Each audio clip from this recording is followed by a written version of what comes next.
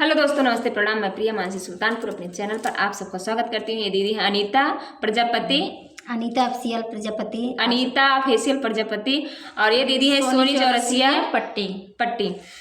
इन दोनों लोग के चैनल पर आप लोग जाइएगा, ढेर सारा प्यार दुलार बरसाइएगा और वीडियो फुल वॉच करके देखिएगा। आप लोग वीडियो बहुत ही धमाकेदार गीत सुनाएंगे हम लोग। आप वीडियो के साथ बने रहिएगा।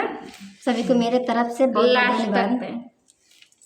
आप लोग को बहुत ही प्यारा नाच गीत सुनाने जा रहे हैं। कैसा लगा कमेंट में जरूर बताना।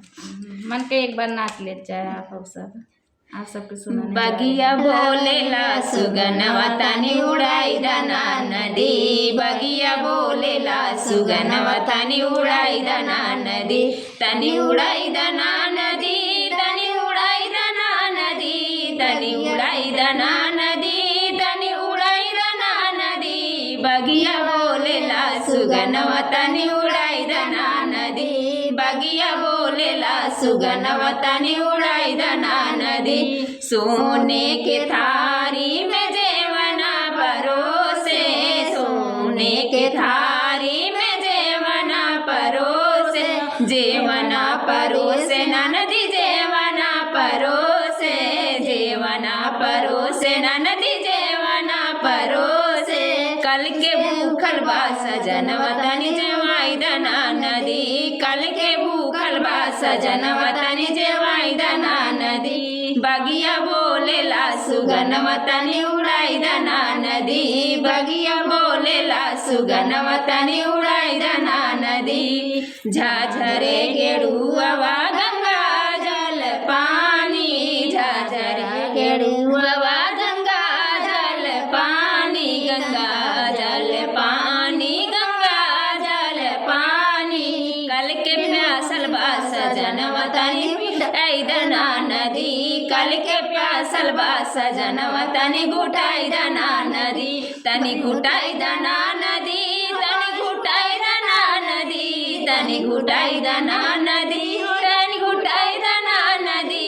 कल के प्यासल बा सजनवा तनी घुटाई दना नदी, बगिया बोलेला सुगनवा तनी उड़ाई दना नदी, बगिया बोलेला सुगनवा तनी उड़ाई दना नदी। लौंगा इलायची के बीरा लगाए, बीरा लगाए नदी, बीरा लगाए, बीरा लगाए नदी, बीरवा लगाए।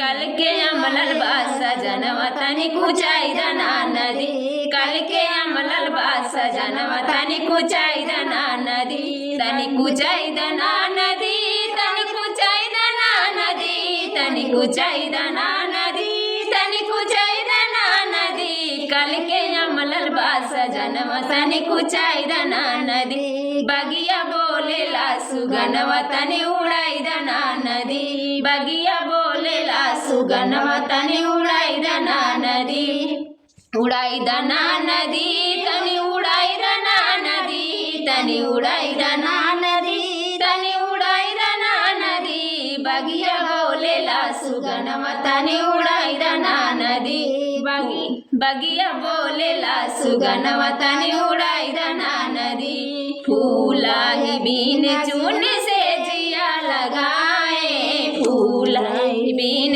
चून से जिया लगाए, से जिया लगाए नदी, से जिया लगाए, से जिया लगाए नदी, से जिया लगाए। कल के जागल बा सजनवा तनी सुताई दना नदी, कल के जागल बा सजनवा तनी सुताई दना नदी, बगिया बोलेला सुगनवा तनी उड़ाई दना नदी, बगिया बोलेला सुगनवा तनी उड़ाई दना नदी, तनी उड़ाई दना नदी, तनी उड़ाई दना नदी, तनी उड़ाई दना नदी, तनी उड़ाई दना नदी, बगिया बोलेला सुगनवा तनी उड़ाई दना नदी, बगिया बोलेला सुगनवा तनी उड़ाई दना नदी।